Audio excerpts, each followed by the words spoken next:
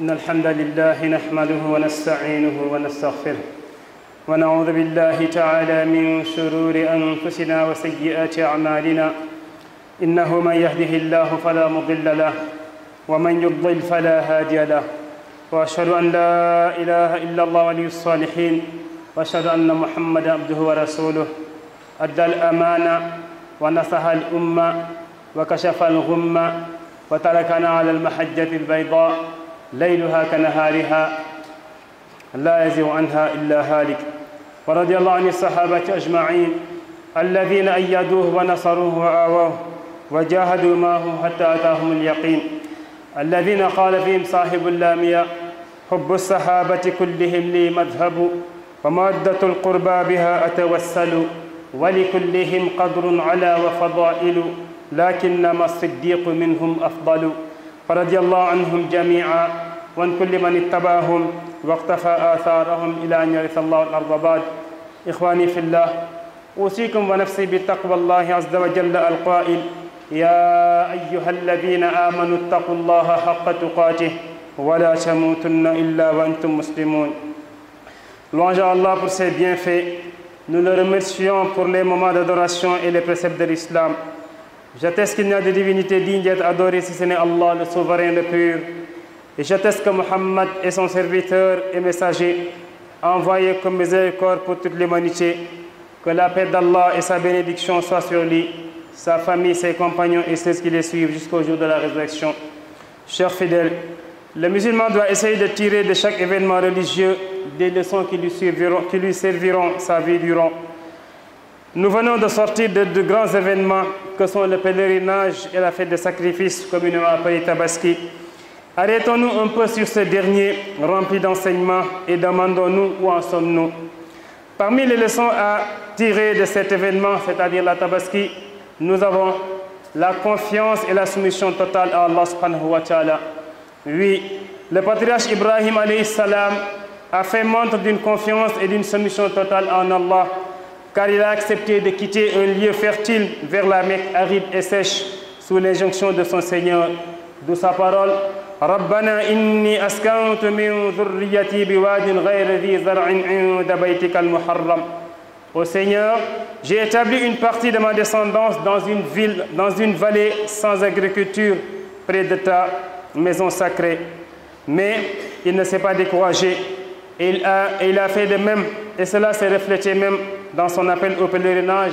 lorsqu'Allah lui dit وَأَذِّنْ فِي النَّاسِ بِالْحَجِّ يَأْتُوكَ رِجَالًا وَعَلَى كُلِّ ضَامِرٍ يَأْتِينَ مِنْ كُلِّ فَجٍّ عَمِيقٍ. Et fais aux gens une annonce pour le Hajj. Ils viendront vers toi à pied et aussi sur toute monture venant de tout chemin éloigné. Lorsqu'Ibrahim alayhi salam faisait cet appel, il ne savait pas qu'aujourd'hui des milliards de personnes vont tout simplement répondre.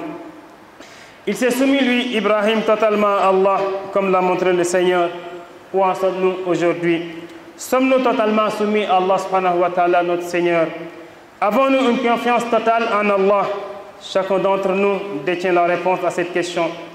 Considérons la façon dont nous cherchons la subsistance. Respectons-nous les recommandations d'Allah subhanahu wa ta'ala. Appliquons-nous de façon immédiate les instructions de notre Seigneur comme l'a fait Ibrahim, ou nous les retardons sciemment jusqu'au moment qui nous arrange. Le deuxième de ces leçons, c'est le sacrifice.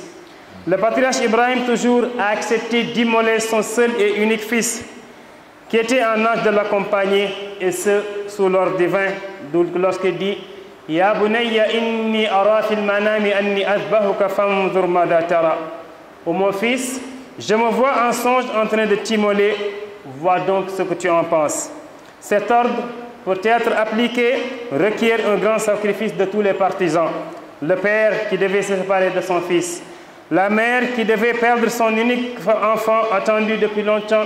et le fils qui a accepté d'être sacrifié. Le musulman doit accepter lui aussi de se sacrifier pour accomplir les recommandations d'Allah. Et s'il doit choisir entre sa religion et autre chose, le choix doit être automatique, c'est-à-dire c'est sa religion qu'il doit protéger. Comme l'avait dit Khabbab, le compagnon du prophète sallallahu alayhi wa sallam, sur le poteau attendant la mort, qui disait « Walastu ubali indama uqtalu muslima ala ayyi janbin kana fillahi madja'i » Si je dois mourir musulman, cela m'est égal que je meure par l'épée, cela m'est égal que je tombe du côté gauche ou du côté droit. L'essentiel est que je meure musulman, comme l'a dit Allah subhanahu wa ta'ala. Wala tamutunna illa wa antum muslimun. Ne mourrez qu'en étant soumis à Allah subhanahu wa ta'ala. Qui d'entre nous a immolé toutes ses passions comme il a immolé la bête de cheptel en ce jour-là? Remémorons-nous des paroles d'Allah suivantes. لن ينال الله لحومها ولا دماؤها ولكن يناله التقوى منكم. Ni leur chair ni leur sang n'atteindront Allah, mais ce qu'il atteint de votre part, c'est la piété. Donc que tout un chacun d'entre nous se dise, lorsqu'il avait déjà immolé sa bête, est-ce qu'il avait immolé toutes ses passions pour tout simplement suivre Allah subhanahu wa ta'ala? Parmi ces leçons toujours, nous avons l'obéissance aux parents, mais aussi l'obéissance à l'époux. L'obéissance des parents surtout dans le bienfait. Oui, bien que consulté sur son sort, Ismaïl le fils a accepté de suivre son père et la femme aussi a accepté de suivre son mari. Allah subhanahu wa ta'ala a fait des droits des pères et mères un des plus grands après les siens, d'où sa parole وَقَضَى رَبُّكَ أَلَّا تَعْبُدُوا إِلَّا إِيَّاهُ وَبِالْوَالِدَيْنِ إِحْسَانًا. Et ton Seigneur a décrété n'adorer que lui et marquer de la bonté envers les pères et mères. Le fils se doit de respecter et d'obéir les ordres des parents s'ils ne sont pas en porte-à-faux avec les injonctions d'Allah subhanahu wa ta'ala. Allah dit وَوَصَّيْنَا الْإِنسَانَ بِوَالِدَيْهِ حُسْنًا وَإِنْ جَاهَدَاكَ عَلَىٰ أَنْ تُشْرِكَ بِي مَا لَيْسَ لَكَ بِهِ عِلْمٌ فَلَا تُطِعْهُمَا وَصَاحِبْهُمَا فِي الدُّنْيَا مَعْرُوفًا. Nous avons enjoint à l'homme de bien traiter ses pères et mères. Et si ceci te force à m'associer, ce dont tu n'as aucun savoir, alors ne leur obéis pas. Mais quoi qu'il en soit, sois bienfaisant envers eux. Et les hadiths du prophète Muhammad sallallahu alayhi wa sallam dans ce sens sont nombreux. Il a dit à un compagnon qui était venu pour lui demander la permission d'aller faire le djihad. Il lui a dit Ahayyun walidak, est-ce que tes parents sont vivants? La réponse était oui. Le prophète sallallahu alayhi wa sallam lui dit Fafihima fajahid, fais le djihad envers eux. C'est-à-dire, sois bienfaisant envers eux et tu auras le grade de quelqu'un qui a fait ce djihad-là. Ceci montre l'importance de la bienfaisance envers eux. Que font les enfants d'aujourd'hui face à leur père et mère? Ne sommes-nous pas au moment où le messager disait, sallallahu alayhi wa sallam, parmi les signes, les petits signes du jour du jugement dernier, antaïd al-amatu rabbatiha, que la femme enfante de celle qui doit être au-dessus d'elle, qui lui donne des ordres, comme l'a dit certains savants. Et pour aussi la femme, les injonctions de son mari, compatibles avec celles d'Allah subhanahu wa ta'ala et de son messager, sont à suivre sans commentaire. Le messager d'Allah sallallahu alayhi wa sallam, montrant le degré d'obéissance de la femme envers son époux, disait لو كنت آمرا أحدا أن يسجد لأحد لأمرت النساء أن يسجدن لأزواجهن لما جعل الله لهن عليهن من الحق. Si je devais enjoindre à quelqu'un de se prosterner devant un autre, ça veut dire donc on ne se prosterne que devant Allah subhanahu wa ta'ala. L'homme ne doit se prosterner que devant Allah subhanahu wa ta'ala. Mais le prophète sallallahu alayhi wa sallam, montrant les droits du mari face à son épouse, il dit, si je devais enjoindre à quelqu'un de se prosterner pour un autre, j'enjoindrais la femme de se prosterner pour son mari à cause des droits qu'Allah subhanahu wa ta'ala a donnés au mari sur cette femme-là. Aujourd'hui, le comportement des femmes devant leur mari est-il exemplaire? Combien de couples sont déjà éclatés ou bien même risquent d'éclater suite au mauvais comportement de la dame? Même si aussi, il faut le dire, parfois l'homme est responsable de ces agissements-là. Chères dames, revenez sur terre et sachez que être sous la tutelle d'un homme est meilleur pour vous, quel que soit votre niveau, quel que soit votre degré de responsabilité dans ce bas monde-là. Allah subhanahu wa ta'ala vous a mis toujours sous la tutelle d'un homme, soit sous la tutelle du père, ou bien sous la tutelle du mari, ou bien sous la tutelle du frère, lorsque vous n'avez pas passé de là. Ne suivez pas donc le modèle occidental emprunté qui n'a que trop souffert de ces tares. Toujours parmi les leçons à prendre de cet événement, il y a l'endurance. Oui, chers fidèles, dans ces épreuves, les trois acteurs ont fait preuve d'une grande endurance, surtout l'endurance dans l'obéissance. Les savants de l'islam scinde l'endurance en 3 parties. L'endurance lors de l'adoration, parce que parfois il faut endurer, il faut être patient pour faire un acte d'adoration. L'endurance en délaissant les interdits. En général, c'est Allah subhanahu wa ta'ala interdit les passions de l'homme. L'homme veut cela, donc il faut être endurant pour pouvoir délaisser cela. Mais aussi l'endurance par rapport au décret divin. Tu veux, voilà une chose, Allah subhanahu wa ta'ala donne ce qui est contraire. Et maintenant là-bas, il faut être patient et endurant. Oui, tout cela requiert de l'endurance et de la patience. Ce vocable as-sabr, ou bien ses dérivés, sont cités près de 90 fois dans le noble Coran.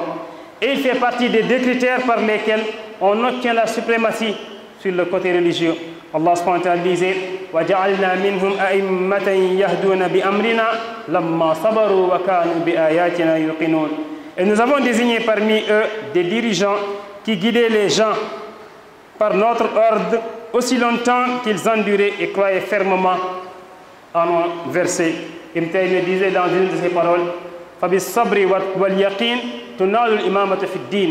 Il dit si tu veux avoir la suprématie sur le plan religieux, il faut être endurant, mais aussi il faut avoir une foi ferme et conforme aux injonctions d'Allah. Sommes-nous endurants, nous, aujourd'hui, dans la pratique de notre religion? Sommes-nous endurants dans notre vie active? Et sommes-nous même endurants, comme nous sommes des étudiants, dans nos études? Ou bien tout simplement, nous sommes pressés d'avoir tout, dar. أقول ما تسمعون وأستغفر الله لي ولكم ولسائر المسلمين فاستغفروه إنه هو الغفور الرحيم. لله رب العالمين والصلاة والسلام على من أرسل رحمة للعالمين ولا عدوان إلا على الظالمين. mbokk yi gannaaw bu ñu santee borom bi subhanahu wa taala jul ci yonente Muhammad sallallahu alayhi wa alihi wa sallam ñu ñaan borom bi subhanahu wa taala dolli ay xéewal ci moom ak ay saxaabaam ak képp koo xam ne topp na ko ba dee fikkal la mu tàbbal la àjjana te yàlla boon ci ñoom. di dénk suñu bopp di leen dénk ragal yàlla subhanahu wa taala mooy li nga xam ne moom la dénkoon ñi xeet yu jiitu ak ñu mujj ñëpp. ragal yàlla boobu li tax ngay dugg àjjana yal nañ ci yàlla may. mbokk yi ñu war a santal borom bi subhanahu wa taala ci ngëneelam yu bari nga xam ne moom la ñu jox rawatina ci waxtu jaamu yàlla yi ak lépp loo xam ne ñu ngi koy def. di seede ne amul kenn ku ñu war a jaam ci dëgg ku dul yàlla subhanahu wa taala jaamu ji di jëriñ ñàkk gee jaamu di lor ku dul moom yàlla subhanahu wa taala moom kenn. waaye di seede ne kat ki nga xam ne mooy yonentam Muhammad sallallahu alayhi wa sallam ndawam la waaye jaamam la bokk ci nga xam ne moom la mujjee yónni ci kaw suuf mu matal bu baax lépp loo xam ne borom bi yónnee woon na ko. mbokki ci yàlla jullit bi dafa war a toog saa bu jékki-jékkee am lu xew ci wàllu diine loo xam ne nag moom la lislaam jox ci wàllu diine su paree mu jëm ci xool am lu mu ci jàngat ndax loolu mën ko jëriñ. ci fan yi weesu romb na ñaari mbir yu rëy ci lislaam benn mooy aji Makka yàlla na subhanahu wa taala nangul aj ñoo xam ne ñoom ñoo dem. beneen bi mooy lu mu tuddee tabaski mu nekk ñaari événement yoo xam ne bu nekk rek mën nañ ci jëli jàngat yu bari ñu jël bu mujj muy tabaski ñu jëm ci jukkeel lenn ci ay jàngat yoo xam ne julli bi loolu amal na mu jëriñ ko ci àddunaam ak it àllaaxiram. bi si njëkk mooy nit ki nekk koo xam ne dafay wóolu yàlla wóolu gu mat waaye tam mu doon koo xam ne day jébbalu sa borom subhanahu wa taala jébbalu boo xam ne amut sa fenn fu mu yem. li koy wane mooy maam sunu Ibrahima alayhi salaam moom dafa nekkoon koo xam ne wóolu na yàlla bur subhanahu wa taala waaye tam mu nekk koo xam ne jébbalu na boppam lool ci yàlla subhanahu wa taala ndax maam Ibrahima alayhi salaam bi ko yàlla santee pour mu dem côté Makka fekk mu jógewoon beneen côté dem na waaye xamoon na dafa muy dem ci Makka de nekk na suuf soo xam ne boobu la daanaka amul loo xam ne mën nga ko foo bay pour lekk ak yu mel noonu. moo tax moom bi ko yàlla ne mu dem waaye dafa wax mu ne yàlla man de maa ngi dëkk maak leen ci sama njaboot ci xur woo xam ne de daanaka amul kenn koo xam ne mën na fi bay waaye nag nekk loo xam ne lu jege lool muy si néeg bu màgg bi muy kaaba gi moom moo ko tabaxoon. bés ba mu jegee bay dem bay fa soxnaam da ko ne da nga ma fii bàyyi man ak sama doom kese ci fu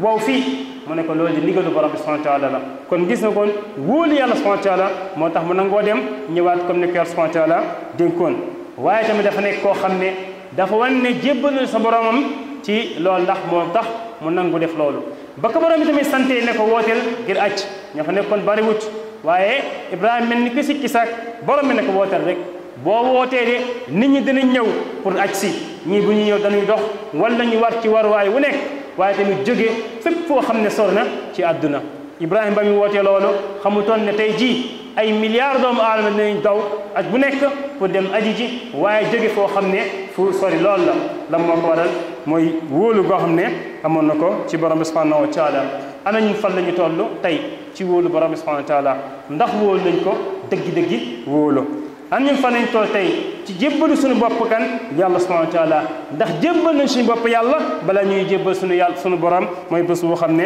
dee nañ loolu ku nekk si ñun mën nga ko tontu sa bopp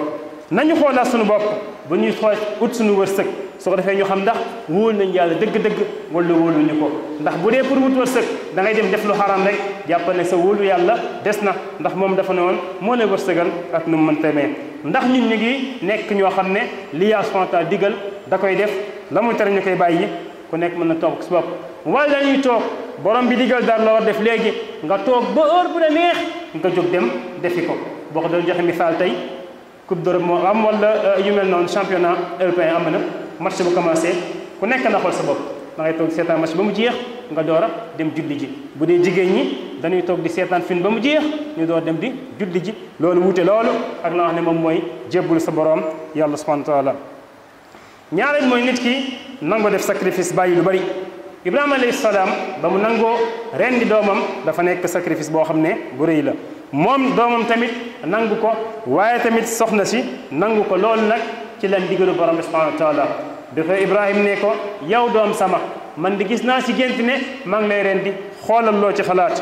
moom Ibrahim nangu woon na kon tàqale ko ak doomam nga xam ne toog nay at door a am doom joo xam ne bu góor la ko mën ànd ak moom ànd ak loolu borom bi di ko nattu xool moom ndax den sacrifier dara ngir diineem Ibrahima nangu loolu soxna si toogoon at yu bari amul doom moom it yàlla wërsëgal ko doom tey ñu ne ko at sa doom bi dañ ko war a rendi mu nangu waaye doom bi moom it nangu jébbal lan mooy borom bi subhanahu wa taala loolu sacrifice la kon jul bi ci boppam na xoolaat boppam ndax diineem jaral na ko muy sacrifier dara tey boo doon daw ñu lay dàqe nga yor alal yor sa diine ñun la bàyyil benn ban ngay bàyyi mu wadd diine ji ngay bàyyi mu wadd wala alal ji ngay bàyyi mu wadd lu bëri si ñun boo moytuwul alal ji diine ji lay bàyyi mu wadd bàyyi na xam ne moom mooy pour moom day sauver alal ji wuute lool ak benn saxaaba bu tudd Xabbaab nga xam ne dañ ko jàppoon yéefar dañ ko jàpp jaay ko yeneen yéefaru Màkka ñooñu ne tey la ñuy kontaan ndax dañuy fay ci Xabbaab danañ ko rey boo xam ne dañ koy daggati Xabbaab ne leen may leen mu julli ñaar raak ba pare commencé di wax ay yenn mu ci ay poème mu dem ba egg ci fenn mun leen man de sama yoon nekku ci bu fekkente ne maa ngi dee doon jullit rek baax na nuñ ma reyee baax na fu ma daanoo baax na su ma daanoo côté gauche baax na su ma daanoo côté droite baax na waaye l'essentiel ba may dee rek na fekk mu jébbalu borom bi subhanahu wa taala est-ce que ñun egg nañ foofu loolu nañ ci bàyyi xel ñu bàyyi xel ci benn mbir yow mi rendi tabaski wala yow mi sax jàpp ci mi ñuy rendi tabaski bi ba ñuy rendi xar bi est-ce que xalaat nga rendi waale tamit sa bëgg-bëgg yëpp yu wuutee ak nga xam ne moom mooy digalu borom bi subhanahu wa taala wala da nga bàyyi boobu rek booyal ko nga fàttaliku aay bi yàlla wax bi ngay rendi xar yàlla mu ne la lan yanaala allaha luhumuha wala dimaa'uha walakin yanaaluhu taqwa minkum yàlla mu ne bi ngeen rendi xar mi deret ji tuuru man soxlaw ma ko yàpp wi ngeen ciy am yàlla neen soxlaw ma ko uteeg jinne yi uteeg xamb yi uteeg jalan yi nga xam ne loo ci rayal rek sotti fa deret boo rayee ceegi ci pour xamb yi dem ci géej gi sotti fa deret dem fële bàyyi fa yàpp yi yàlla mu ne soxla moo loolu li ma ci soxla walakin yanaaluhu taqwa minkum li ma soxla mooy ragal yàlla bi ngay am yéen ba ngeen ko def est ce que ragal yàlla googu yaa ngi koy jéem a suuxat ba léegi ndax loolu moo nekkoon importance su bés boobu noonu beneen bi mooy ci li jàngati mooy nit ki war nekk koo xam ne day respecté dégg ndigalu say waajur waaye tamit jigéen ji doon nga xam ne day dégg ndigal loo xam ne moom mooy borom këram rawatina bu dee digal goo xam ne dafa dëppoo ak la nga xam ne moom la Yàlla subhanahu wa taala sant bu dee dafa waroon nag loolu moom bul ko jël ba léegi nga gis kon Yàlla subhanahu wa taala ba mu sante Ibrahim pour mu rey doomam Ibrahim wax ak doomam doom ñi ne ko yaa abati if'al maa tu'mar bàyyi sama defal lañ la sant te kon moom nangu na topp leen ndigalu way juram waaye tamit soxna si nangu na topp ndigalu jëkkëram ci accepté loolu est-ce que ñun tey tollu nañ foofu te nga xam ne àq bi gën a rëy gannaaw àqu yàlla mooy àqu ay way jur ndax àqu yàlla da nga ciy dugalaale àqu yonent Muhammad sallallahu alayhi wa sallam mënoo ko séparé àqu yàlla pour nga mën ko respecté il faut nga def aqu yonent Muhammad sallallahu alayhi wa sallam soo paree nag bi ci gën a rëy mooy sa aqu waajur يا سبحانه وتعالى دفنه وقضى ربك ألا تعبدوا إلا إياه وبالوالدين إحسانا من لما تقول من برامبي ما إن كن دجام كن ورن جام كن كدول كن يلا من سوبرتي أقب يلا باب direct ما سيواجه وبالوالدين إحسانا سيواجه دفت يوم جك أنا يتاي أكسني واجه تاي كو خمنه جابنا نمام أقب واجه مام لو نك نو خم نورك respecté te doom li ko war mooy mu nekk koo xam ne ak waajuram da koy teg ca kaw lu dul mu digal la loo xam ne lu contraire la ak ndigal yàlla comme ni ko yàlla wax sootu Ankabut mu ne wassayna al insaana bi waalidayhi husna mu ne doom ji de wala nit ki de dénk nañ ko pour mu def njëkk ci ay waajuram waaye nag wa in jahadaka la tushrika bi ma laysa laka bihi ilm fala tutihuma buñ lay xëccoo di la jéem a forcé ngir nga bokkaale ma dara yàlla mu ne bu leen topp yaa ngi def examen ñoo takkal téere bi naanal lii sampul lii yàlla mu ne bu leen topp ci loolu waaye ànd ak loolu wa saahibuhuma fi dunya maarufa nekkal fi rafetal ak ñoom ci biir àdduna ana ñu tey ak waajur yi yonent Muhammad sallallahu alayhi wa sallam pour wane importance waajur nit daf ñëw ci moom di ko tàggu ne ko dama bëgg dem jihaad tam ne jihaad grade bu rëy la sallallahu alayhi wa sallam mu ne ko ahayyun waalidaak waa say ñaari waajur ñu ngi dund mu ne ko ahankay ñu ngi dund mu ne ko fa fiihimaa fajaahid dellu nga jihaad ci ñoom nga def lu baax si ñoom nga def njëkk si ñoom yaa subhaanahu wa taala jox la grade ku jihaad kon yow jullit bi yow doomu aadama bi loo mënta am ci grade jàppal ne say waajur ñoo la mës a féete kaw ana ñu tey bu ñuy dund nga def ko waaye bu ñu génnee àdduna tamit nga def ko waaye ana ñu tey ñun ak suñuy waajur moo xam yaay la moo xam baay la lan lañ leen jëkk ndax jàpp ñu ne egg nañ fi yoon sallallahu alayhi wa sallam waxoon naan bokk na ci li nga xam ne moom mooy mandarga yu ndaw ci aaxir zaman mu ne an talida al amatu rabbataha mu ne jigéen wala ak jaam dem ba jur sangam jaam dem ba jur sangam ba nga xam ne ñu ne bokk na ci benn tekk boobu mën tekkee mooy jigéen toog ci biir këram ay doomam féete ko kaw di ko jox ordre di ko def lu nekk wala sax tamit bàyyi tamit toog ci biir këram ay doomam jox ko ordre ndax léegi am nga grade directeur nga wala yor nga oto boo xam ne yaay jox dépense ci kër gi nga yaakaar ne kon paas waxee nga ne ko uff te yàlla waxoon fala taqul lahuma uffin wala tanharhuma wa qul lahuma qawlan karima waxfid lahuma janaha dhulli min arrahma wa qul rabbi irhamhuma kama rabbani saghira loolu nga war def ci daan moom mooy say waajur waaye war a nekk koo xam ne da nga leen di ëppal niki noonu jigéen ji bu fekkee am na borom kër dafa war a nekk koo xam ne ndigalu borom këram ya nga xam ne wuutewul ak alquran wuutewul ak sunna daf ko war a respecté def ko sans commentaire bul commenté la mu la digal yow jigéen ji te muy lu baax def ko comme ni ko mbokk waxee bul thèse bul antithèse respecté lépp yoon Muhammad sallallahu alayhi wa sallam doon wax mu naan pour wane aqu jëkkër ci kaw jabaram mu ne bu fekkente ne damay digal nit pour mu sujootal nit kon nga dégg ci ne lan nit du sujootal nit kan ngay sujootal yàlla subhanahu wa taala kese ku dul yàlla bul ko sujootal mu ne bu fekkonte ne dem naa bay digal nit pour mu sujootal nit mu ne danaa digal jigéen mu sujootal jëkkëram ndax àq ya nga xam ne moom la yàlla subhanahu wa taala gàll ci kawam kon yow bàyyi ci xel baax yow jigéen ji waaye tamit yow góor gi moo tax nga ne ay lu ma neex laay def maa fee ci kaw rek déedéet respecté li wit àq ya nga xam ne moom nga ko amee parce que yàlla subhanahu wa taala dafa wax ne walahunna mithlu alladi alayhinna bil ma'ruf la nga xam ne ñoom jigéen ñi war na leen ci mbaax yow tamit war na la ci mbaax nga def loolu tey ci àdduna bi ndax jigéen ñi rawatina suñu jigéen ñi ngi am comportement bu exemplaire par rapport ak seeni jëkkër mën nañ ci tontu ñaata ci ay couple tey tas na wala ci bëri loo xam ne ñu ngi waaj a tas boo xoolee comportement bi li ci bëri ci ku jigéen ki lay jógee donte nag léeg-léeg responsable nañ ko wax mooy ne ku góor gi moom mooy responsable yenn mbir yi kon jigéen ñi nañu delluwaat baax ci yàlla subhanahu wa taala xam ne kat yàlla dafa def ñoom faw rek ñu nekk ci suuf autorité benn góor loolu borom subhanahu wa taala moo ko def pour protéger leen waaye ñoom dañ jàpp ne léegi garaawul mën naa yor sama bopp yor naa sama kër yor naa sama appartement yor naa sama oto kon faaleetuma benn góor borom bi nee na il faut nga nekk ci suufu tutelle kenn imma sa baay bu dee mi ngi dund te moo jëkkër wala sa borom kër wala ñoo ñaañe boo amul sa mag wala sa rakk bu góor toujours da ngay nekk sous tutelle ndax yàlla subhanahu wa taala daf la bëgg sàmm kon bàyyi xel ci loolu waaye bu jël modèle occidental bi nga xam ne sonn nañ ñoom seen bopp ndax amatuñ dara loo xam ne mën nañ ko digal lu baax ñeenteelu dars bi ñu jël ci loolu mooy muñ kay nit ki dafa war nekk muñ nit ki dafa war nekk muñ kat mbokk yi tabaski bi ñett ñi nga xam ne ñoo ko seqoon muy Ibrahima alayhi salaam Ismaïl ak yaayam lañu nekk ñoo xam ne ñu muñ nañ dëgg pour mën a def lii te dañuy wax ne muñ dafa am ñetti xaaj muñ ngir jaamu yàlla subhanahu wa taala ci ay ndigalam muñ ngir tere borom bi subhanahu wa taala nga bàyyi ko waaye muñ ngir nga nangu wax ne moom mooy dogal borom bi ndax léeg-léeg jaamu borom bi subhanahu wa taala dafay métti lool dafay saf lool laaj ko ñëmoon acc génne seen xaalis daw saf ak marwa mun naa fu nekk nga dem fa métti na wala yow mi tëdd ba 5 heures du matin nga lay neex loolu nga dégg hayya ala salaa as-salaatu xayru min an-nawm nga war a jóg kon da nga war a muñ pour jaamu yàlla waaye muñ pour lan pour bàyyi mooy yàlla yi ndax mooy yàlla ci ëpp dafa nekk lu neex ci bànneexu doomu aadama yi da ko bëgg lool waaye kon da nga war a muñ pour bàyyi ko waaye tamit nga muñ ngir loo xam ne mooy ndogalu borom bi subhanahu wa taala léeg-léeg nga bëgg dara moom borom bi subhanahu wa taala dogal safaan ba nga nangu muñ ndax loolu dafa nekk loo xam nit ki da koo xam boo xoolee baat bii tudd ta wax muñ mooy sabr ci alquran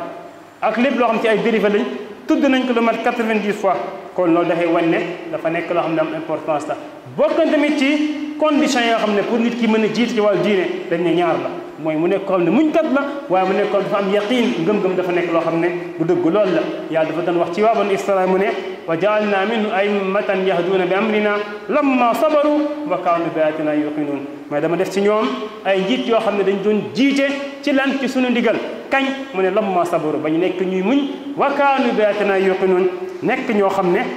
ñu gëm lañ gëm gu dëggu ci sunuy aaya moo tax Ibnu Taymiyya rahmatullahi alayhi mu doon wax naan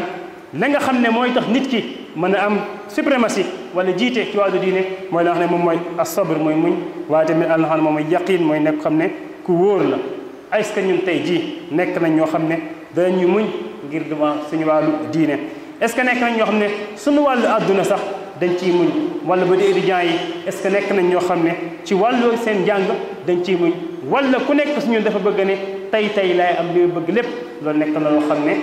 mënul nekk kon julli bi fu mu waay xel ci mbir yooyu kon mbokk yi lii lenn la woon ci lu ñu joxat lu tuuti ci géej loo xam ne ay njàngat yoo xam ne mën nañ ko jëlee ci ñaari événement yi jëm te wax naa leen benn lañ jëloon muy tabaski waaye kon nit ki mu bàyyi si xel baax a baax ndax mu nekk koo xam ne da koy jëriñ fii jëriñ ko loo xam ne moom mooy adduna ak alaxira chers fidèles nous avons certes changé de gouvernant mais cela ne suffit pas pour le changement de notre pays et de nos conditions de vie. C'est aussi à nous de nous réorienter dans le bon sens. Allah subhanahu wa ta'ala dit Inna Allah la yughayyiru ma biqawmin hatta yughayyiru ma bi anfusihim. Allah ne va jamais changer la situation d'une communauté sans que ces gens-là qui sont dans cette communauté ne changent en eux-mêmes. Et maintenant, au Sénégal, on a l'impression que les citoyens sont en train de délaisser ce qu'ils peuvent appeler entre guillemets le civisme. Cela veut dire qu'on gaspille tout. Vous avez vu dans les réseaux sociaux ces temps-ci où on dit que voilà des gens qui sont en train de prendre les écrous des autoponts. Avant, ce sont les couvercles des égouts, comprenez. Quand tu partais peut-être dans l'université, les étudiants jetaient tout par terre. Il ne faut pas que les gens fassent cela pour pouvoir avancer. Car tout simplement, comme le disait le poète arabe, متى يبلغ البنيان يوما تمامه إذا كنت تبنيه وغيرك يهدم فلو كان ألف بان خلفهم هادم كفى فكيف ببان خلفه ألف هادم. Il dit quand est-ce qu'une construction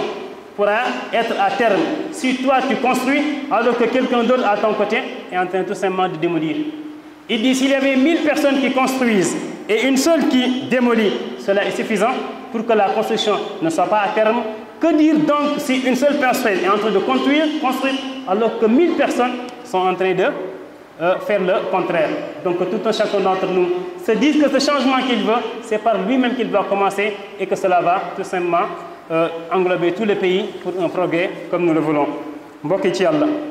amaat na ci at ci weer yi weesu soppi nañ ñoo xam ne nit ñi jiite